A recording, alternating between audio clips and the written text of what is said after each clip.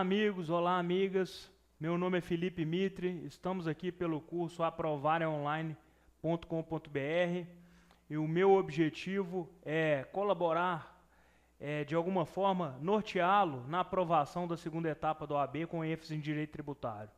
Nas aulas anteriores, já abordamos sobre peças como mandado de segurança, como exceção de pré-executividade. E hoje o objetivo é abordar sobre os embargos à execução fiscal. Os embargos à execução fiscal, como o próprio nome diz, é o mecanismo de defesa para combater a cobrança feita pelo executivo fiscal, pela execução fiscal. Então é a defesa que será legítima, aquela que é prevista na lei própria, na lei especial, que vai tratar sobre como o contribuinte vai se manifestar, se defender no judiciário para essa cobrança executivo fiscal. Para melhor compreensão dos embargos à execução, cabe primeiro passar, digamos aqui, pequenos esclarecimentos sobre a lei de execução fiscal. Sobre a execução fiscal e, evidentemente, sobre a lei de execução fiscal.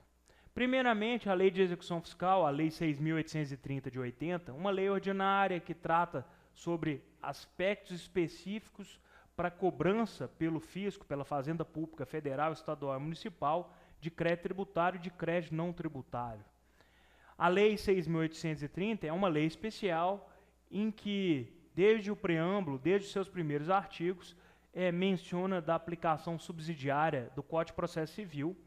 Então, a lógica existente é dentro daquela de lei especial, em que, quando se tratar de execução fiscal, serão observados os parâmetros da Lei 6.830, e naquilo que ela for omissa, nós vamos, evidentemente, recorrer ao Código de Processo Civil, o CPC de 2015, então, que vai ser aplicado subsidiariamente. A Lei de Execução Fiscal, desde os primeiros artigos, ela aborda sobre questões estruturais, sobre questões que vão compor, vão dar os primeiros passos para a execução fiscal. Aqui, para o nosso esclarecimento, eu chamo a atenção lá do final do CTN, artigos 201, 202, 200, sobre a inscrição em dívida ativa e a extração de CDA.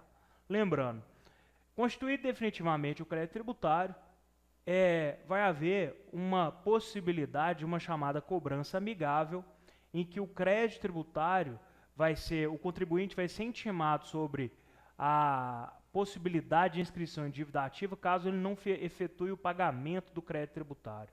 Ou seja, o contribuinte, após a constituição definitiva, lá no processo administrativo tributário, vai ser intimado extrajudicialmente, uma carta simples, uma comunicação dizendo: se você não efetuar o pagamento do crédito tributário, você vai ter o crédito tributário inscrito em dívida ativa. A inscrição em dívida ativa vai gerar uma série de efeitos, como a configuração desse então contribuinte como devedor, a perda da regularidade fiscal. Se nós voltarmos um pouco mais para trás, no CTN, no artigo 185, fala que a partir daquela inscrição em dívida ativa, pode configurar a chamada presunção de fraude ou presume-se fraude, caso ele faça alienação de patrimônio, enfim. Então, esse marco da inscrição em dívida ativa, quando formalizado, é uma preparação para o juizamento da ação de execução fiscal. Sendo que a ação de execução fiscal vai ser municiada ou vai ser objeto da ação de execução fiscal uma CDA, uma certidão de dívida ativa. A certidão foi extraída lá daquela inscrição lá atrás em dívida ativa. A inscrição acontece no órgão, na repartição pública competente que fez surgir aquele crédito tributário, e assim é extraída uma certidão, que é um resumo das informações contidas lá na inscrição em dívida ativa, exatamente para municiar, exatamente para externar o que é o título executivo extrajudicial. E aí, se nós voltarmos no Código de Processo Civil, uma fala, dentre os requisitos para execução, existe a observância que é possível a execução de um título executivo extrajudicial. No caso, esse título, emitido pelas fazendas públicas, é uma certidão de dívida ativa, que é um título executivo extrajudicial, e que a inobservância do pagamento vai ser externada pela inscrição de dívida ativa. Então, aqui, o requisito que vai estar previsto no CPC, no Código de Processo Civil, para o ajuizamento da ação, é a existência de um título executivo extrajudicial, que no caso é a CDA. É a CDA que vai representar essa exigibilidade, essa executividade de um título executivo extrajudicial, que vai ser levado à cobrança pela execução fiscal. No caso, a Lei 6.830, os primeiros passos, os primeiros artigos, ela fala sobre a necessidade de controle de legalidade dessa inscrição em dívida ativa, inclusive fala lá numa possibilidade de suspensão da prescrição ou do prazo prescricional para que o procurador exerça o controle de legalidade desse ato, desse ato que é a inscrição em dívida ativa. Tal previsão já foi afastada. Essa previsão da Lei 6.830 nem nada altera o prazo prescricional. O prazo prescricional continua a fluir desde a Constituição definitiva, e o marco, que nós vamos ver um pouquinho mais para frente, é o despacho do juiz. Mas ainda nesse início da execução fiscal, que eu acho que é importante para esclarecimento, a execução fiscal vai então ser uma petição simplificada, que vai única e exclusivamente tratar sobre o objeto da cobrança, que vai estar retratado na CDA. Então, a petição inicial da execução fiscal é uma petição simples, e aí, se você verificar a lei de execução fiscal, inclusive menciona que deve a petição inicial apenas conter, ou seja, é um indicativo da lei que a petição da execução fiscal é simplificada. Isso, quem não teve acesso ainda, quem nunca teve a oportunidade de conhecer, é um documento extremamente simplificado se comparado com as petições iniciais que até então nós conhecemos. Então, é uma petição elaborada pela Fazenda Pública, federal, estadual, municipal, que tem o direcionamento para o juiz, o endereçamento para o juiz, a qualificação da própria fazenda e do devedor, e levando aquela CDA para cobrança fiscal. Ponto. Sobre o andamento, sobre o procedimento da execução, a execução vai ser distribuída, em regra, no domicílio fiscal daquele devedor do crédito tributário. A escolha do foro competente, em regra, vai em razão da pessoa e, por vezes, a impressão que em razão do tributo, nem sempre. Fala assim, então, uma execução fiscal de tributo federal, o que atrai a competência para a Justiça Federal é a pessoa da União e não a pessoa do tributo. E, no mais, Fazenda Pública Estadual e Fazenda Pública Municipal, o foro vai ser do foro da Justiça Comum. Na falta do foro da Justiça Federal, é possível a prorrogação de competência para o foro da Justiça Comum. É uma previsão que está lá no artigo, está lá no texto constitucional, em que permite o ajuizamento, por exemplo, numa comarca que não exista o foro da Justiça Federal, permite o ajuizamento da ação executiva naquele foro para cobrança do crédito tributário. Sobre a execução fiscal, como o título executivo vai retratar toda a situação que vai embasar o feito executivo, o andamento, as primeiras ações de um processo executivo fiscal são muito simples.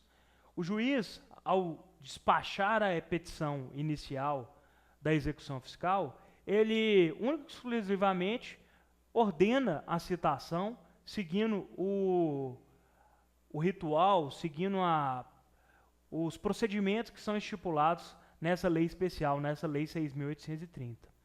E, basicamente, o juiz, quando recebe a petição inicial da execução fiscal, ele ordena a citação para que o devedor pague o crédito tributário no prazo de 5 dias ou nomeie bens suficientes para a garantia da execução fiscal.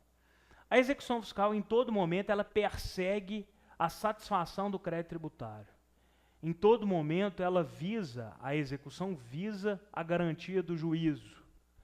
E esse esclarecimento é muito importante, que nós vamos ver lá na frente que existe uma amarração aí muito forte entre a ideia de garantia do juízo e uma possibilidade de apresentação de defesa.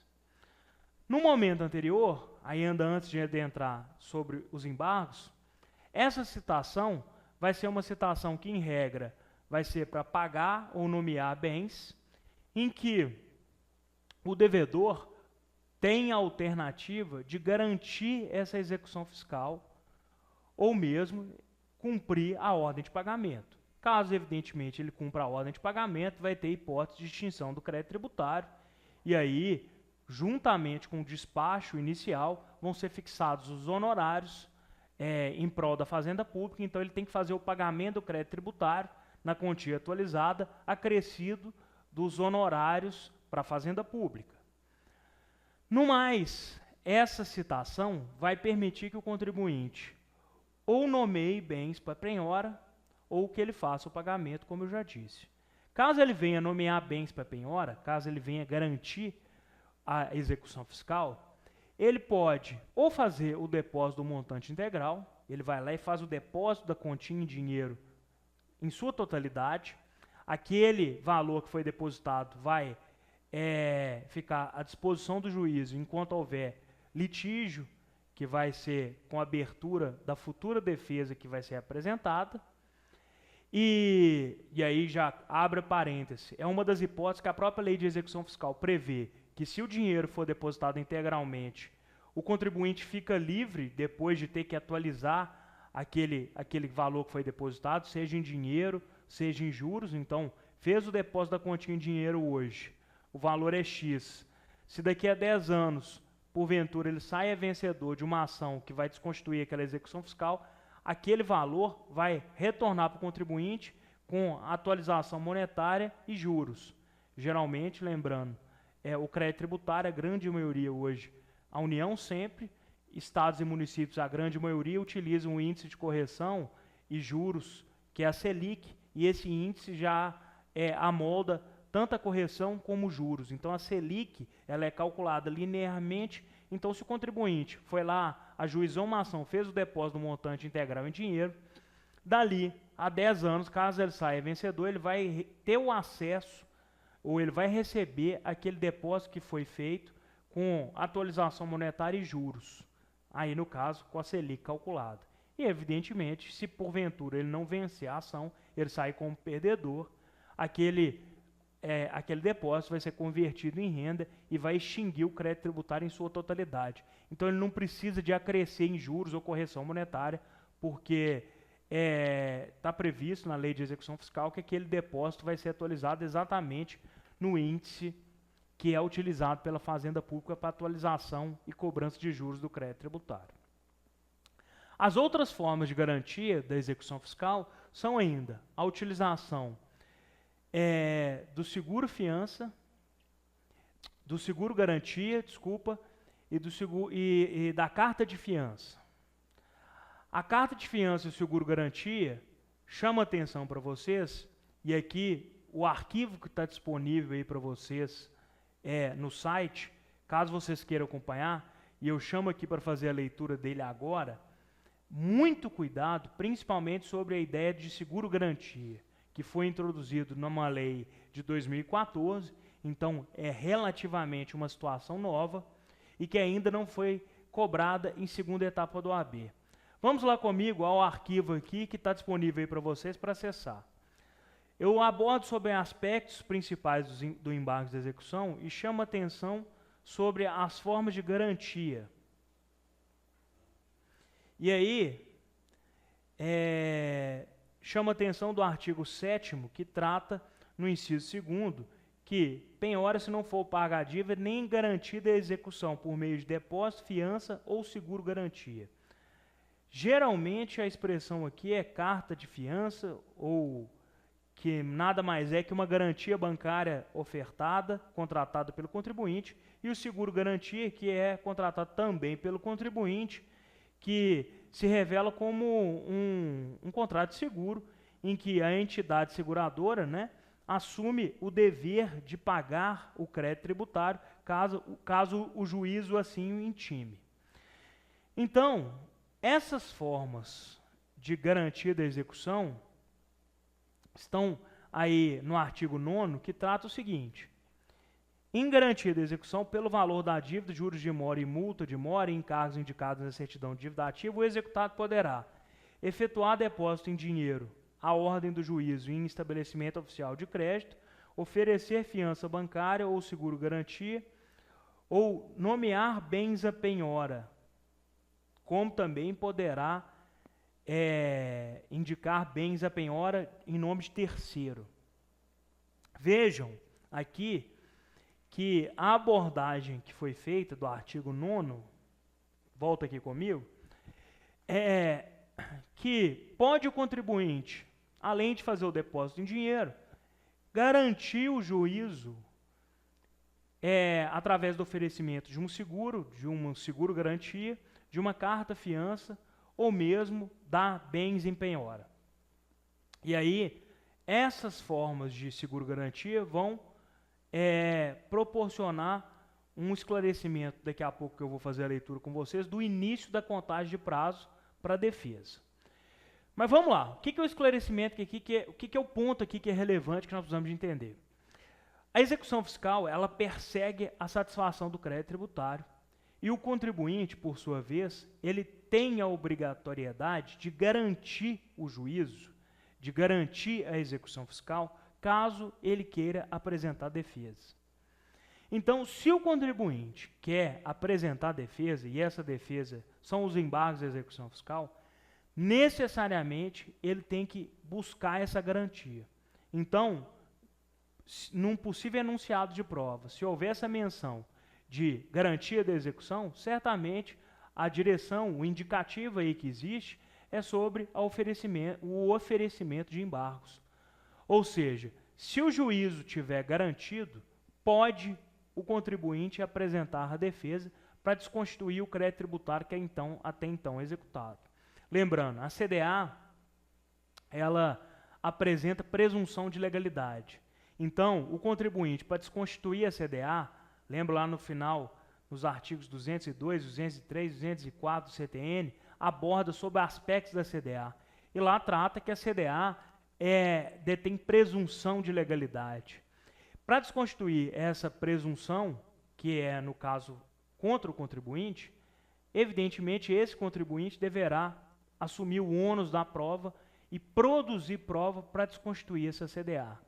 Então, a legitimidade para ajuizamento dos embargos da execução parte do momento que o contribuinte garante a execução, seja por seguro-garantia, seja por depósito em dinheiro ou mesmo por bens que são dados em penhora, e a partir do momento que ele dá esses bens em penhora e garante a execução fiscal, ele está legitimado a apresentar os embargos e, evidentemente, nos embargos ele vai assumir o ônus da prova para desconstituir a CDA.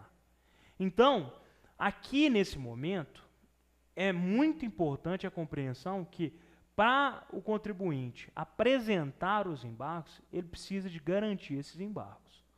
E aí, muito claramente, essa modificação que foi introduzida para principalmente prever a carta de fiança, o seguro-garantia ou o depósito em dinheiro, foi para trazer uma dinâmica que vai dar vazão ao artigo 206 do CTN.